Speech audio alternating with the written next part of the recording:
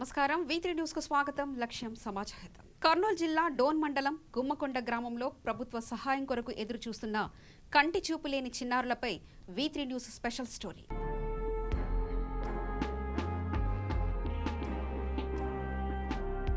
కర్నూలు జిల్లా డోన్ మండలం గుమ్మకొండ గ్రామానికి చెందిన దళిత కుటుంబంలో పుట్టినటువంటి కోసన్నపల్లె చిన్నబాలు భార్య మాదేవి. వీరిద్దరికీ మేనరిక వివాహం. వీరికి 4 సంతానం, 3 ఆడపిల్లలు, 1 మగ సంతానం.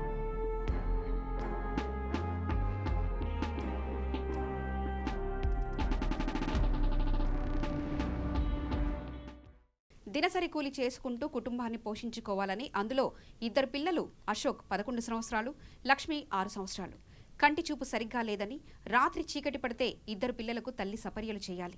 లేని పరిస్థితిలో పిల్లలు బయటికి వెళ్ళాలి అంటే వాళ్ళ ఇంట్లో ఎవరో ఒకరు తోడు ఉండాల్సిన పరిస్థితి. ఎవరూ లేకపోతే పిల్లలిద్దరూ బయటికి వెళ్ళలేరు. వెళ్ళినా కానీ మురికి కాలువలో కానీ రోడ్లపై పడి చాలా ఇబ్బందులకు గురయ్యే పరిస్థితి ఉందని, తరచూ స్కూలుకు వెళ్లి చదువుకోలేని పరిస్థితిలో ఉన్నారు.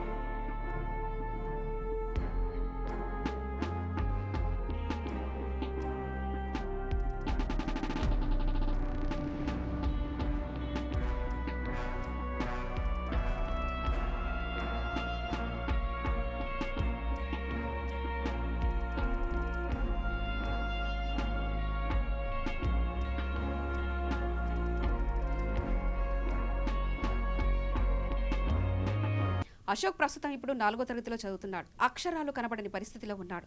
అమ్మాయి లక్ష్మి 1వ తరగతి చదువుతుంది. సదరన్ క్యాంపు నుంచి అమ్మాయి లక్ష్మికి మాత్రమే సర్టిఫికెట్ ఇవ్వడం జరిగింది. అబ్బాయికి ఇంతవరకు ప్రభుత్వం వారు సర్టిఫికెట్ ఇవ్వలేదు. 2 పిల్లలు ప్రభుత్వం నుంచి ఏ లబ్ధి పొందలేదని ఇప్పటికైనా ప్రభుత్వం ఆదుకోవాలని కోరుకుంటున్నారు.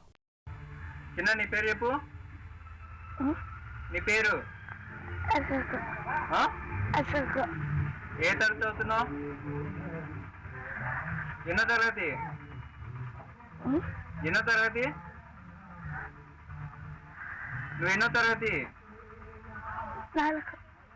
నీ కళ్ళు బాగా కనిపిస్తున్నాయా, కనిపిస్తుండలేవా?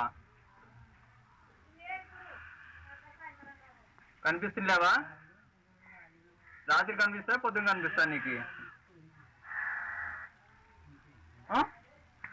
పొద్దున పూట కనపడిస్తాయా?